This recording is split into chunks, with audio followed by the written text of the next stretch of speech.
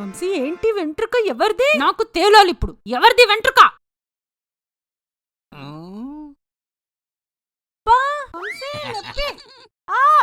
ఈ ఎంటిక నీ తలకాయకి అతుక్కని ఉన్నది కదా, గనుకని అది నీదే అయి ఉంటదని నా అభిప్రాయం రాధిక.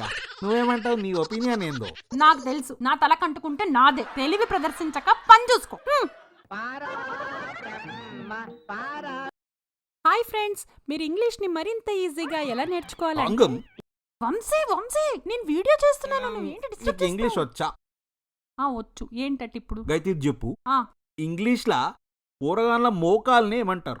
ఒక్కటే వర్డ్ లో చెప్పాలి. ఏంటి పెద్దయినా చిన్నయినా మోకాలంటారు పో.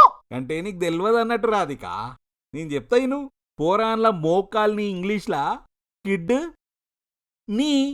కిడ్నీ అంటారు. ఇంగ్లీష్ రాజు బొంగురాజు ఏం చెప్తున్నావు వాళ్ళకి?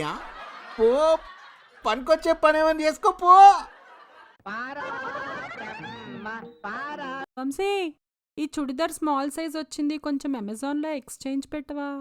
ఎక్స్చేంజా? గదెందుకు? దాని మీద ఇంత సర్ఫ్ పోయి. సర్ఫ్ పోయాలా? ఎందుకు? సర్ఫ్ ఎక్సెల్ కదా.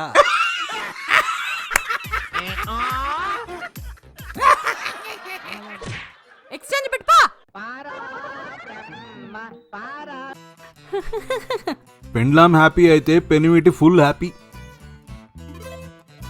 కానీ మొగుడు సంతోషంగా ఉంటే మాత్రం భార్యకి టెన్షన్.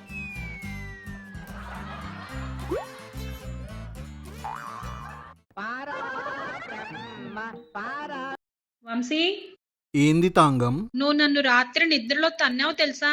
లే తాంగం, గలత్ ఫైమీ అయింది నీకు. అపార్థం చేసుకున్నావు నన్ను.